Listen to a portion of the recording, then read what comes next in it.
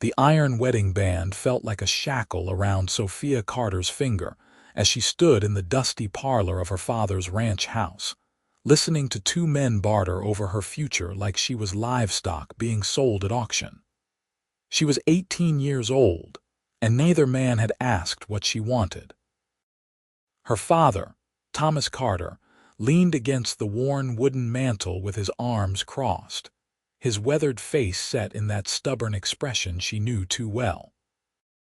Across from him stood Harold Pemberton, a silver-haired banker from Sacramento who had arrived that morning in a polished carriage that looked absurdly out of place against the rugged California landscape.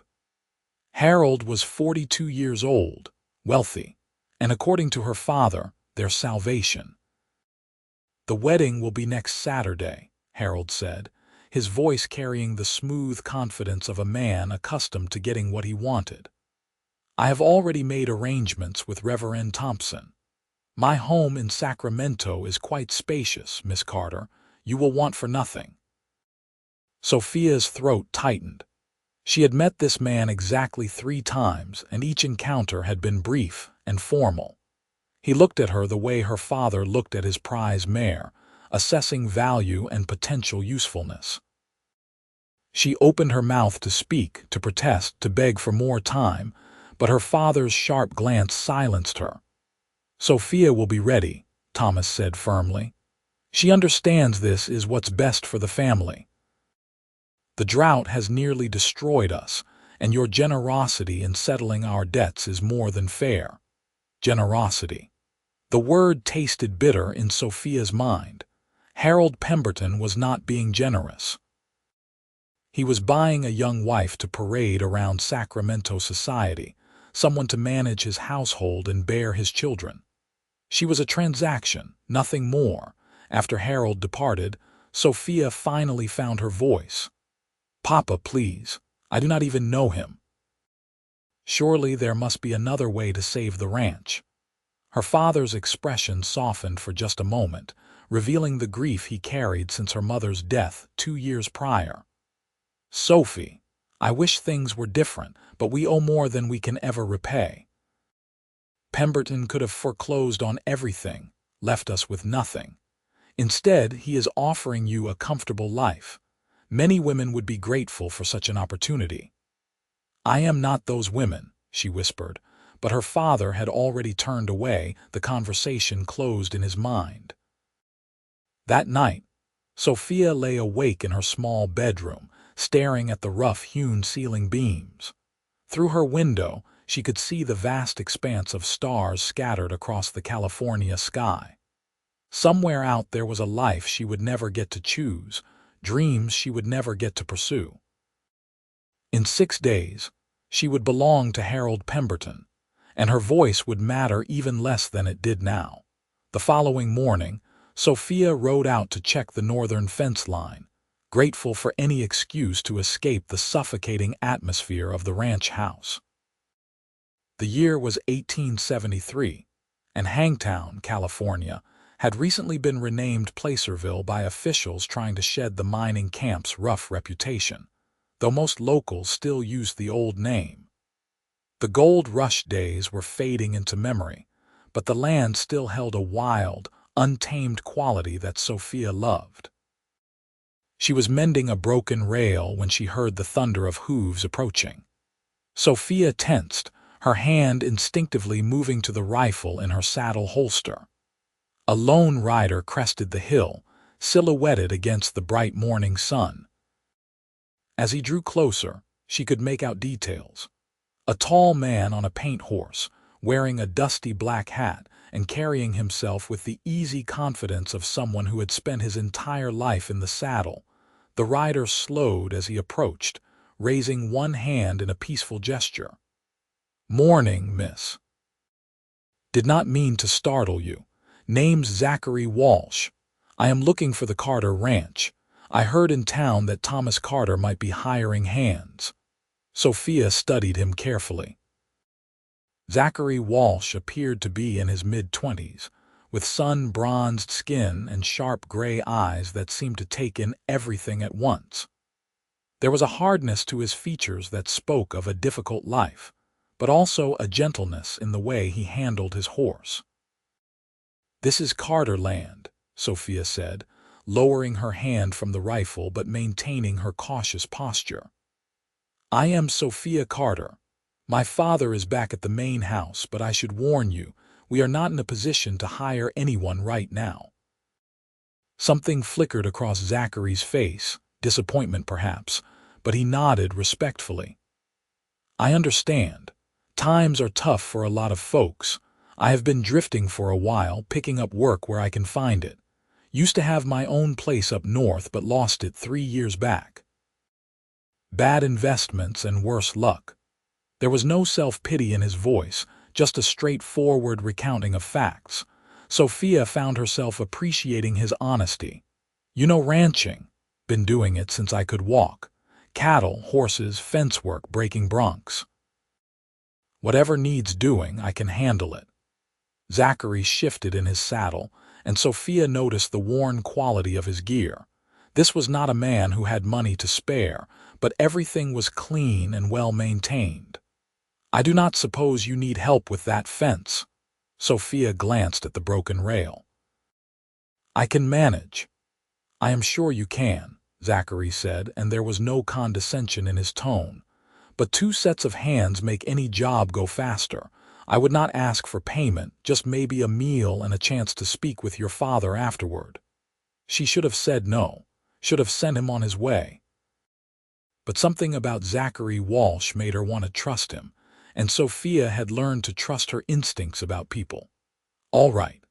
There are extra tools in that bag." They worked in companionable silence for a while, the only sounds the clink of hammers and the distant call of a red-tailed hawk. Zachary was efficient and skilled, and Sophia found herself relaxing slightly. It had been a long time since she had felt at ease around anyone. "You do not seem too happy," Zachary observed quietly as they moved to the next section of fence. "If you do not mind my saying so." Sophia's hands stilled on the rail she was positioning. She should not confide in a stranger, but the words came tumbling out anyway. "I am getting married on Saturday, to a man I barely know, a man twice my age who sees me as property he has purchased by clearing my father's debts." The hammer in Zachary's hand came down with more force than necessary, driving the nail deep into the wood. When he looked up, his gray eyes were stormy. "Your father is forcing you.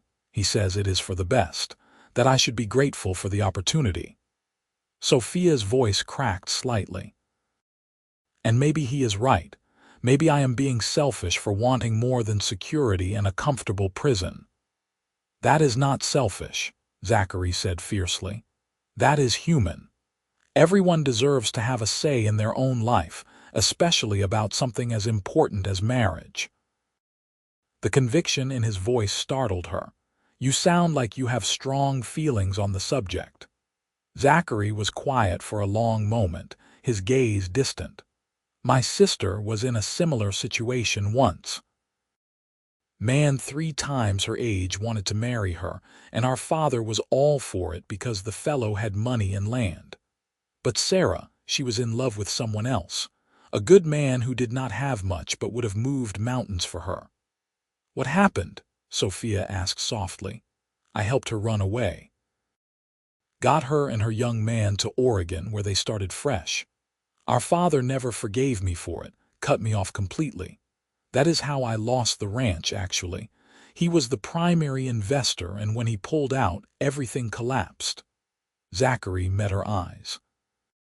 "But I have never regretted it for a second. Sarah writes to me sometimes. She has 3 kids now and sounds happier than I have ever heard her. That is worth more than any ranch." Sophia felt tears prickling at her eyes. "You sacrificed everything for her." "I gave her back her voice," Zachary corrected gently. "The voice that everyone else was trying to take away. Sometimes that is the most important thing you can do for someone." They finished the fence work in contemplative silence, but something had shifted between them. When they rode back to the main house together, Sophia felt less alone than she had in months. Thomas Carter was not pleased to see Zachary. "I told everyone in town we were not hiring," he said brusquely. "I do not know what my daughter told you, but there is no work here." "I was hoping you might reconsider," Zachary said respectfully. "I do not need much, just food and a place to sleep. I am good with horses, and I noticed you have several that could use proper training." "Cannot afford it," Thomas said flatly. "Now, if you will excuse me, I have a wedding to prepare for." Sophia saw Zachary's jaw tighten, but he simply nodded and turned to leave. Something in her chest twisted painfully. Here was a man who had given up everything to help his sister escape a forced marriage, and she was about to walk meekly into one without even trying to fight. "Wait," she heard herself say. Both men turned to look at her. "Papa, what if Mr. Walsh worked for room and board only? No wages." "We can afford to feed one more person, and you know we need help with the horses. Harold wants me to leave most of my things behind, so Mr. Walsh could even stay in my room once I am gone." The words tasted like ash, but they were strategic. Frame it as helping with the transition, not as rebellion. Her father's expression remained stern, but she could see him calculating. "1 week," Thomas finally said. "You can stay 1 week, help with the horses. After that, you move on. My daughter's wedding is Saturday, and I will not have any disruptions." Zachary glanced at Sophia, and she could see the understanding in his eyes. "1 week. Thank you, sir. You will not regret this." Over the next 3 days, Sophia found excuses to be wherever Zachary was working. They talked while he broke a spirited roan gelding, while he repaired tack in the barn, while he helped her carry water to the vegetable garden her mother had planted years ago. She learned that he was 26 years old, that he had grown up in Montana, that he loved the land with a fierce passion that matched her own, and Zachary listened. Really listened. When Sophia talked about her dreams of breeding horses, of improving the ranch instead of just maintaining it, of maybe even starting a riding school for young women, he did not dismiss her ideas as fanciful. He asked questions, offered suggestions, treated her thoughts as valuable. "You have a good mind for business," he said on the 3rd evening as they sat on the corral fence watching the sunset paint the sky in shades of orange and gold. "And a real gift with horses. It is a shame you will not get to pursue it." "Harold says his wife will not need to work," Sophia said quietly. "That my only responsibilities will be managing the household staff and attending social functions. He made it sound like a privilege. Sounds like a waste of talent to me." Zachary's voice was carefully neutral, but she could hear the anger underneath. "Have you told your father how you feel? Really told him?" "He does not want to hear it. In his mind, this is already decided." Sophia pulled her knees up to her chest, balancing carefully on the fence rail. "And maybe he is right. Maybe I am being childish, wanting things I cannot have. There is nothing childish about wanting to be happy." Zachary turned to face her fully, his gray eyes intense in the fading light. "Sophia, you are the bravest, smartest, most capable woman I have ever met. You deserve someone who sees that, who values it, not someone who wants to lock you away like a decorative bird in a cage." Her heart was pounding so hard she was sure he must be able to hear it. "I have known you 3 days. "I know," Zachary said softly. "I know it is crazy. I know I have no right to say any of this. But Sophia, I cannot stand by and watch you throw your life away without at least trying to give you another option." "What option?" she whispered. "My father will never change his mind. The debts are real, the deadline is real. Harold Pemberton holds all the cards." Zachary was quiet for a long moment. When he spoke, his voice was steady and sure. "Run away with me." Sophia's breath caught. "What?" "I know a place in Oregon not far from where my sister lives. There is land available, good land." We could start fresh, build something together. I do not have much money, but I have skills and I am willing to work harder than any man alive to make a life for us." He reached out slowly, giving her time to pull away, and took her hand. His palm was calloused and warm. "I know it is fast. I know I should court you properly, give you time, but time is the one thing we do not have." "My father would come after us," Sophia said, but her hand tightened around his. "And Harold Pemberton has resources. They would find us." "Maybe," Zachary acknowledged. "Or maybe they would decide it is not worth the trouble. Either way, you would have made your own choice. Used your own voice. That has to count for something." Sophia's mind was racing. It was reckless, impulsive, possibly disastrous. She barely knew this man. But when she looked into his eyes, she saw respect and admiration and the beginnings of something deeper. When he looked at her, he saw not property or obligation, but a person, a partner. "I need to think," she said finally. "This is enormous. If I do this, if I run away, I can never come back. My father will disown me. I will lose everything I have ever known." "I understand." Zachary released her hand, though she could see the effort it cost him. "Whatever you decide, I will respect it. But Sophia, please understand the life Harold Pemberton is offering you. That is not living. That is just existing." That night, Sophia sat at her small wooden desk and tried to write a letter to her father. She wanted to explain, to make him understand why she could not go through with the wedding, but every attempt felt inadequate.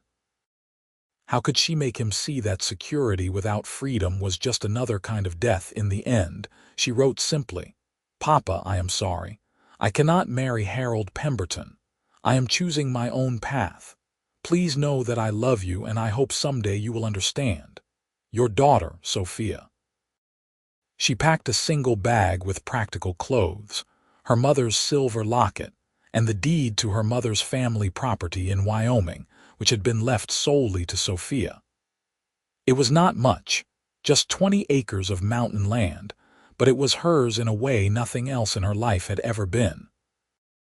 At midnight, she slipped out of the house and made her way to the barn where Zachary was sleeping in the loft.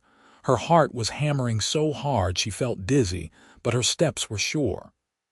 "Zachary," she whispered into the darkness, "I am ready. Let us go." There was a rustling, and then his face appeared over the edge of the loft, barely visible in the moonlight filtering through the barn walls. "Are you certain? Once we leave, there is no going back." "I am certain." And she was. For the first time in months, Sophia felt absolutely sure of something. "I want a life where I have a voice, where my thoughts and dreams matter. Even if that life is harder, even if we struggle, it will be mine, ours." Zachary climbed down quickly, already dressed. They saddled their horses with practiced efficiency, moving in the careful silence of people who had spent their lives around animals. Sophia left her letter on the kitchen table, weighted down with a stone, and then they rode out into the California night. They pushed hard for 3 days, avoiding main roads and staying off Pemberton land. Zachary proved to be an expert at survival, finding water sources and safe places to camp. They ate simply, talked for hours, and slowly began to truly know each other.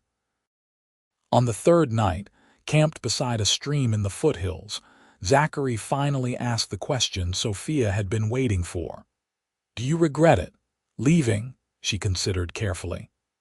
"I regret hurting my father. I regret that he will see this as betrayal instead of self-preservation. But do I regret choosing my own life? No, never." "What do you want, Sophia?" Zachary asked softly. "If you could have anything in the world, what would it look like?" Sophia gazed up at the stars, thinking. "A ranch," she said finally, "not huge, but ours. A place where we breed quality horses, where I can train them properly. Maybe take in a few difficult cases, the ones other people have given up on." She glanced at him. "And a partner. Someone who listens when I speak, who values my opinion. someone who sees me as an equal. I can give you that, Zachary said, his voice rough with emotion. I want to give you that. Sophia, I know this has all happened so fast, and I know we are still learning each other. But I need you to know I did not help you run away just to trap you in a different kind of cage. If you want to be with me, truly be with me, then we build this life together as partners, equal in every way. Tears spilled down Sophia's cheeks. You are giving me my voice. You always had a voice, Zachary corrected, reaching out to gently wipe away her tears.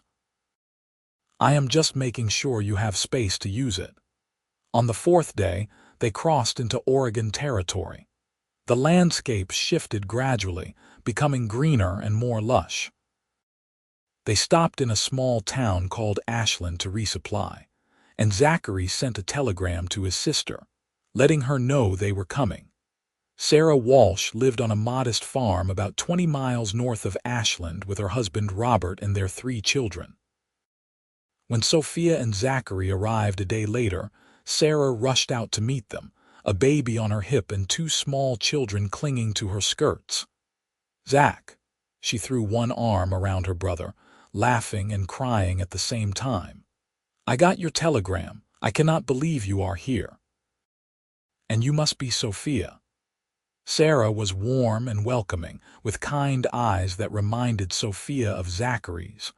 Over dinner that night, with the children finally asleep, Sophia told the whole story. Sarah listened intently, her hand reaching out to squeeze Sophia's when she got to the part about her father selling her future to pay his debts. You did the right thing, Sarah said firmly. I know it is hard, I know it hurts, but Sophia, you deserve to live your own life. And my brother, for all his rough edges, is one of the best men I know. He will take care of you. We will take care of each other, Sophia corrected gently, and Zachary's smile could have lit up the entire room. They stayed with Sarah and Robert for 2 weeks, helping with farm work and planning their next steps. Robert knew of land available further north, near a town called Redmond. It was rough country, he warned, but the soil was good and there was plenty of space for raising horses. There is something else, Sophia said one evening when she and Zachary were alone. I have land. In Wyoming. My mother left it to me and it is in my name only. My father cannot touch it. It is not much, just 20 acres in the mountains, but we could sell it. Use that money to buy the Oregon property and have enough left over to get started. Zachary looked at her seriously. That is your land, Sophia, your inheritance. I will not take it from you. You are not taking it, she said patiently. I am choosing to invest it in our future, our ranch. Our life together. She took his hands. Zachary, you have given me everything, my freedom, my voice, a chance at real happiness. Let me contribute something too. Let this be a true partnership. His eyes were suspiciously bright. Equal partners, she confirmed. They were married a week later in a simple ceremony at the small church in Ashland. Sarah stood up with Sophia, and Robert served as Zachary's witness. It was nothing like the elaborate wedding Harold Pemberton had been planning, with no fancy dress or expensive flowers. But when Zachary slipped a simple gold band onto Sophia's finger and said his vows, his voice shaking with emotion, she had never felt more certain of anything in her life. I promise to always listen when you speak, he said, gray eyes locked on hers. I promise to value your thoughts and respect your dreams. I promise to build a life with you, not for you. You are my partner, my equal, and the bravest person I have ever known. I will spend every day trying to be worthy of you. Sophia's vows were equally heartfelt. I promise to trust you with my fears and my hopes. I promise to work beside you through whatever challenges come. You gave me back my voice when everyone else was trying to silence me, and I will never forget that. You saw me when I felt invisible, and that is the greatest gift anyone has ever given me.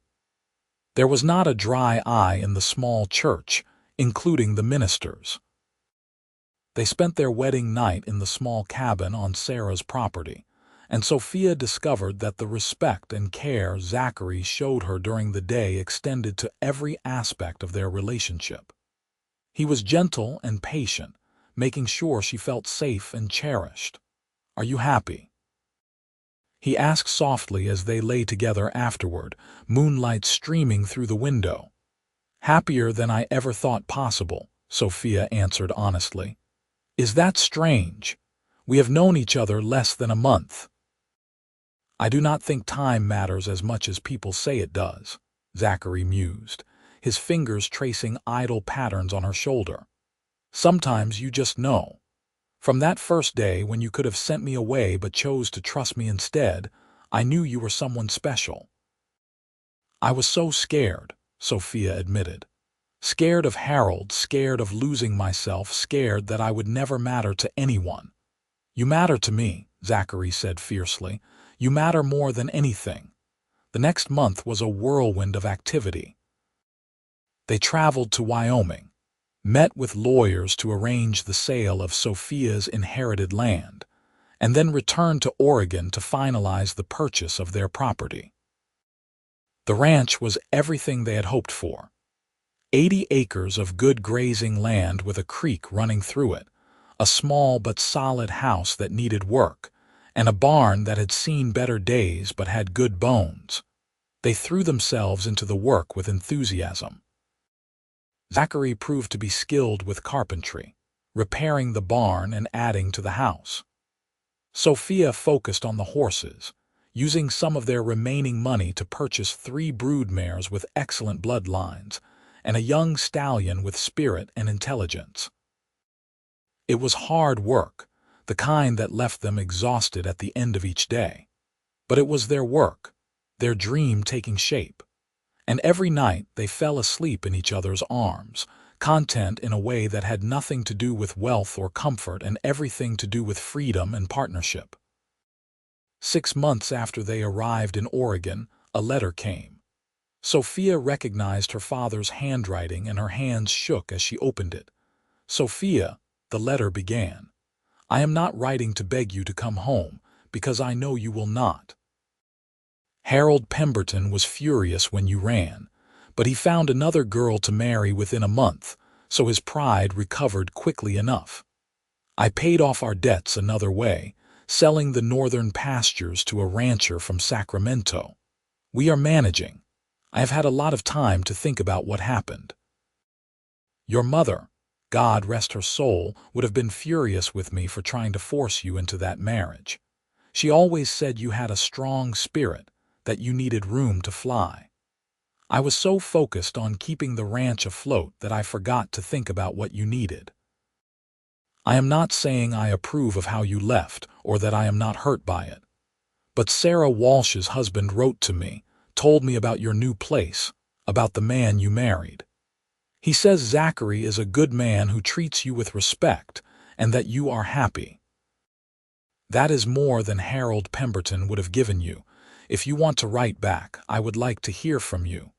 If you do not, I will understand. But know that you are still my daughter and I still love you. Your father, Thomas Carter." Sophia read the letter 3 times, tears streaming down her face. When Zachary came in from working on the barn, she handed it to him wordlessly. He read it carefully, then pulled her into his arms. "That is good, Sophia. That is really good." "He said my mother would have been angry with him," Sophia said, her voice muffled against Zachary's chest. "Mama always encouraged my dreams. I think she knew I needed something more than just marriage and domesticity." "Write back to him," Zachary encouraged. "You do not have to forgive everything right away, but keep that door open. Family is important." Sophia did write back, a long letter telling her father about the ranch, about the horses, about her life with Zachary. She told him about the partnership they had built, how Zachary consulted her on every decision, how they worked side by side in all things. She told him she was happy. More letters followed over the months. Thomas never quite apologized outright, but his words gradually softened. He asked questions about her breeding program, sent newspaper clippings about horse training techniques he thought she might find interesting. It was not the relationship they had before, but it was something. It was a beginning. Their first year on the ranch was challenging but rewarding. The mares all foaled successfully in the spring, giving them 3 strong colts. Sophia's training methods, which focused on patience and building trust rather than breaking spirits through force, produced horses that were responsive and calm. Word began to spread about the quality of their animals. By the second year, they had their first real profits. Zachary built a proper training ring, and Sophia started taking on outside horses, problem animals that other trainers had given up on. She had a gift for understanding what made each horse tick, and her success rate was remarkable. They settled into a rhythm of life that felt right. Wake before dawn, work hard through the day, share meals while discussing plans and dreams, fall into bed exhausted but content. They argued sometimes, because they were both strong-willed people with firm opinions, but they had learned to argue fairly, to listen and compromise. "I think we should expand the breeding program," Sophia said one evening as they sat on the porch watching the sunset. She was 2 years older now, 20 years old and more confident than she had ever been. "We have the space, and there is definitely demand. How many more mares are you thinking?" Zachary asked. He was 28 now, with a few more lines around his eyes from squinting into the sun, but still as strong and capable as ever. 3, maybe 4. "I have been watching the sales in Portland, and there are some good prospects coming up." Sophia leaned back in her chair. "It would mean more work, more expense in the short term, but I think we could build a real reputation as a top breeding operation." Zachary considered this carefully. He never dismissed her ideas out of hand, always gave them the serious thought they deserved. "What about the training side? You are already taking on as many problem horses as you can handle. Would you have time for both?" "I was thinking we might hire help," Sophia said. "There is a young man in town, Daniel Cooper. He has been hanging around asking questions about our training methods. I think he has potential, and we could afford to pay him a small wage now." "Let us meet with him," Zachary decided. "See if he is a good fit. If you think he can learn the job, then I trust your judgment." That was what Sophia loved most about their partnership. Zachary never tried to override her decisions or claim authority he did not have. When it came to the horses, he deferred to her expertise. When it came to repairs and construction, she deferred to his. They discussed finances together, made big decisions together, supported each other's individual strengths. Daniel Cooper did join them, proving to be an eager student with a natural gentleness around animals. With his help, they were able to expand the breeding program as Sophia had wanted. By their third year, the ranch was thriving beyond their initial dreams, but it was not all about business and success. There were quiet moments too, like when Zachary would come up behind Sophia while she was brushing a horse and wrap his arms around her waist, just holding her close.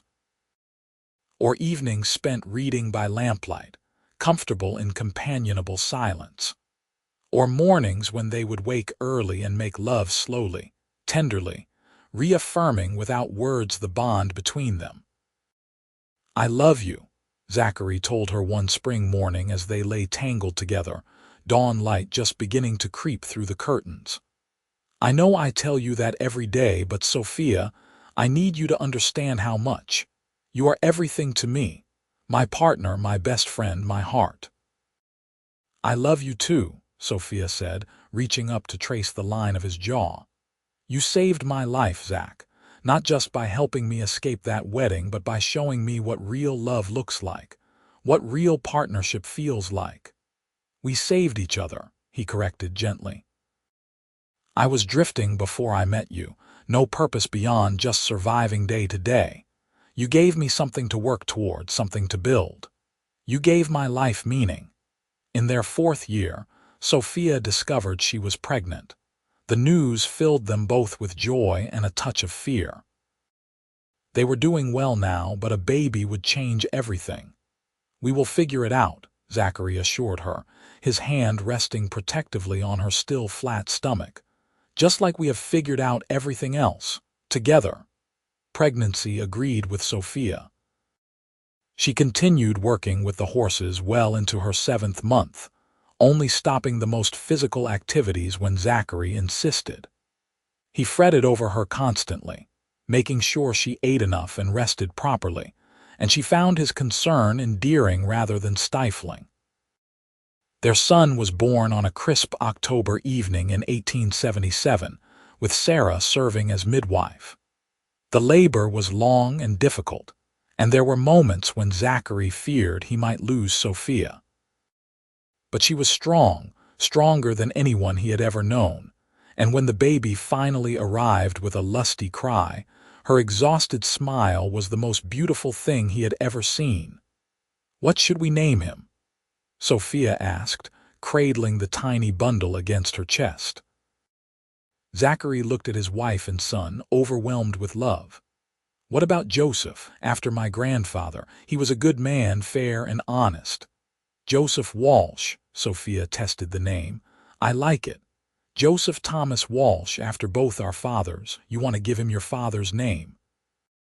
Zachary asked, surprised. "Things have not been perfect between Papa and me," Sophia acknowledged. "But he has been trying. His letters have been kind, and he sent money when he heard about the baby, even though I told him we did not need it. I think he regrets how things happened in his own way. Including his name feels right." They wrote to Thomas Carter announcing Joseph's birth, and to their surprise, he arrived 3 weeks later for a visit. It was the first time Sophia had seen her father since running away 4 years earlier, and the reunion was emotional and complicated.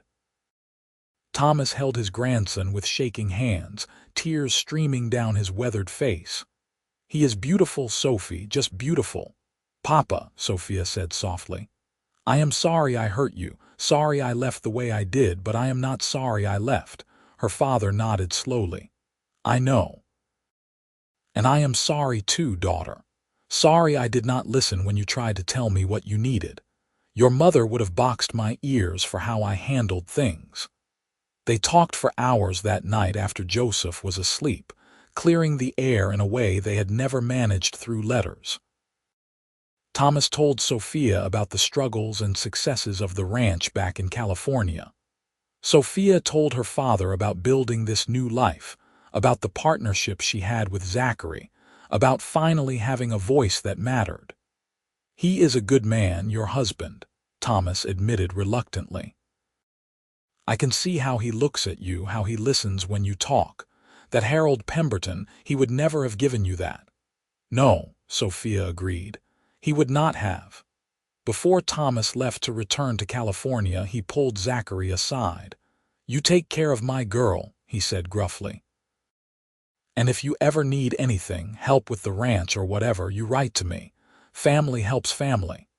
After he left, Sophia cried for a long time, but they were good tears. Healing tears. Life settled into a new rhythm with Joseph. The baby was demanding but brought immense joy. Zachary proved to be a devoted father, walking the floor with Joseph when he cried at night, changing diapers without complaint, and staring at his son with such wonder that it made Sophia's heart ache. "Thank you," she told him one night as they watched Joseph sleep in his cradle. "For what?" Zachary asked, puzzled. "For giving me this life.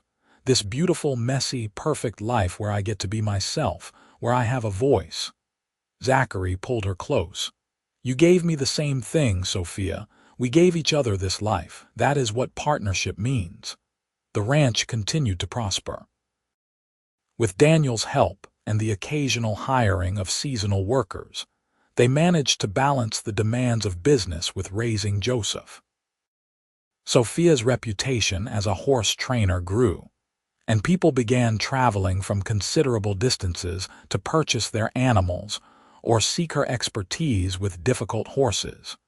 When Joseph was 2 years old, Sophia became pregnant again.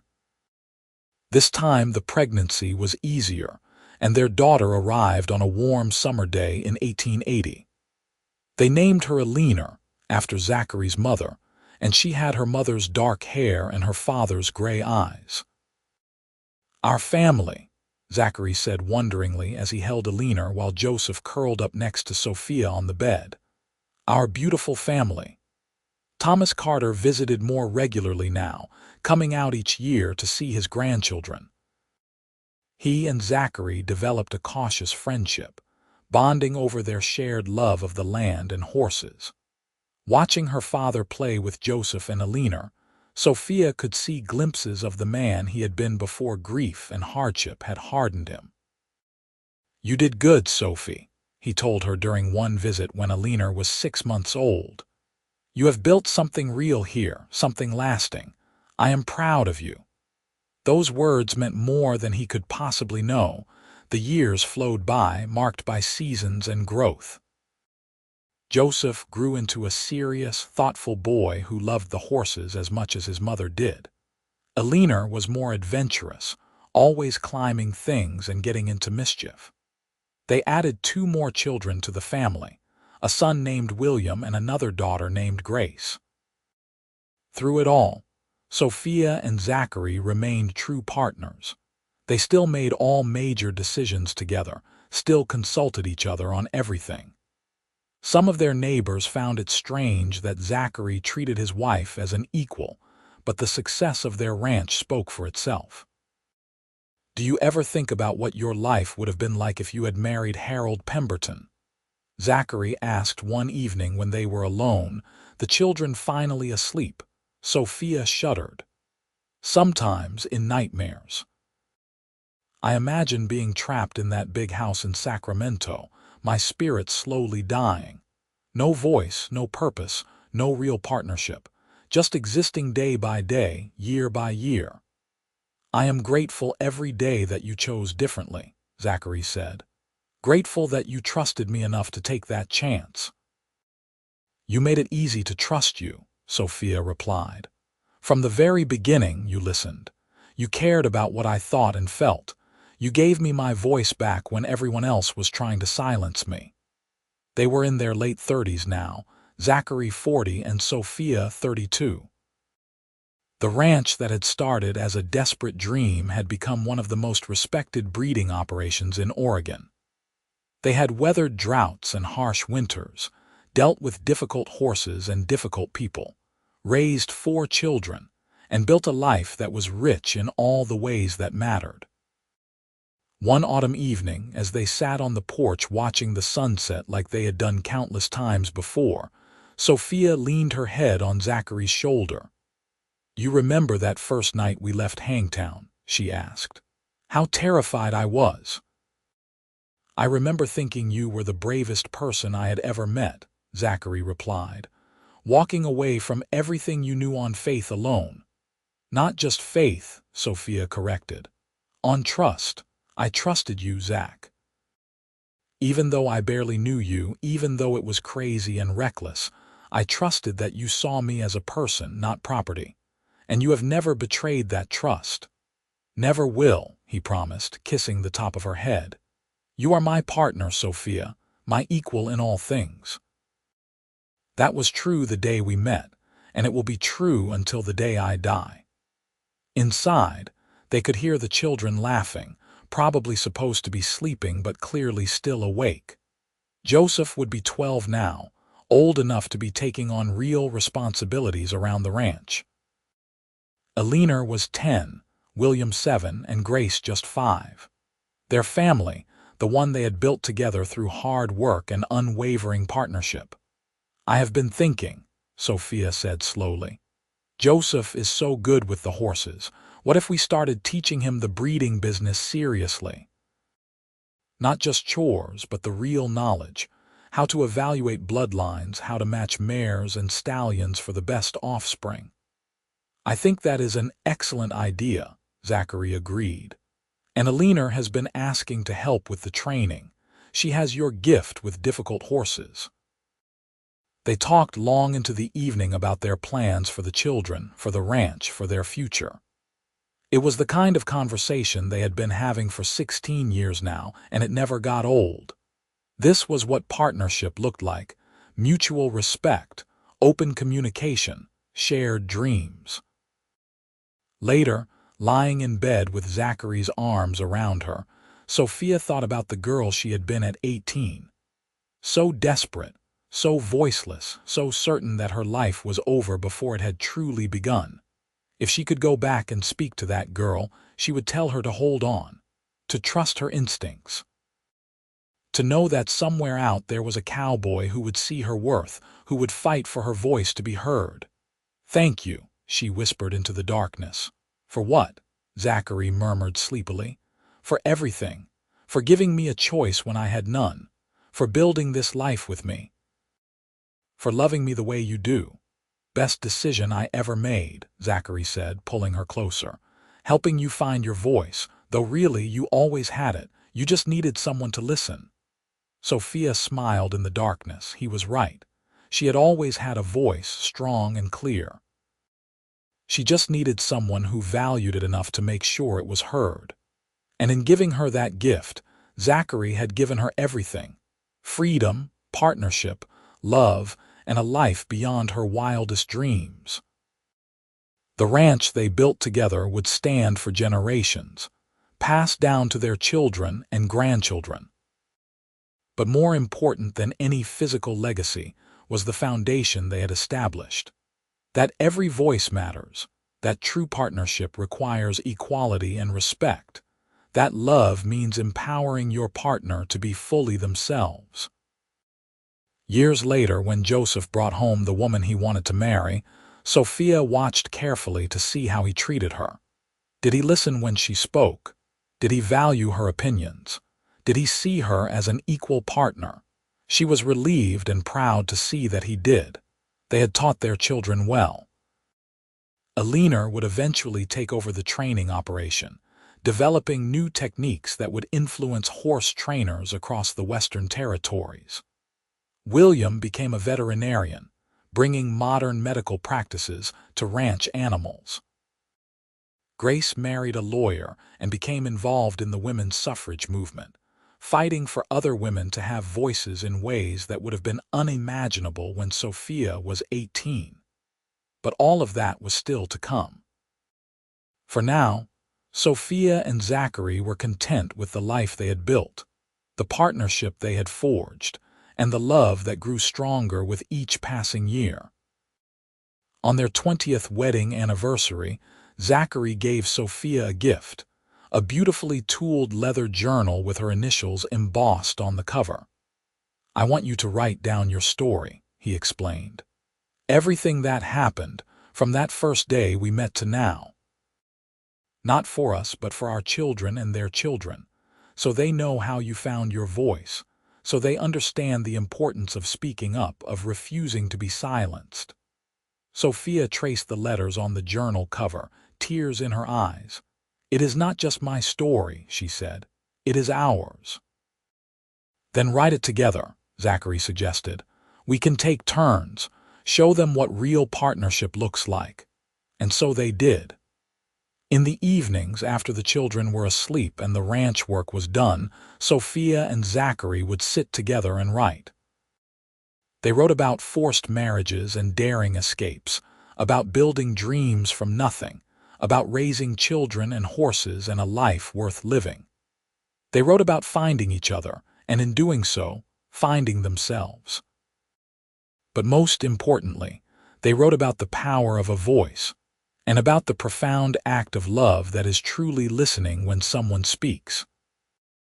25 years after that desperate midnight flight from Hangtown, California, Sophia Walsh stood on her porch and looked out at the ranch she and Zachary had built. Their children were grown now, some with families of their own. The breeding operation was known across 3 states. The house had been expanded multiple times to accommodate their growing family, but the greatest success was not measured in acres or profits or reputation. It was measured in partnership, in equality, in the knowledge that every single day of their marriage, Sophia had been heard. Her voice had mattered. Her thoughts, dreams, and opinions had been valued. "What are you thinking about?" Zachary asked, coming to stand beside her. He was 51 now, his hair silver at the temples, but still strong and capable. "I am thinking about how lucky I am," Sophia said simply. "How different my life could have been. How close I came to losing everything that matters." "You saved yourself," Zachary reminded her. "I just gave you an option. You were the one brave enough to take it." "We saved each other," Sophia corrected, the same way he had all those years ago. "And we built something beautiful, something lasting."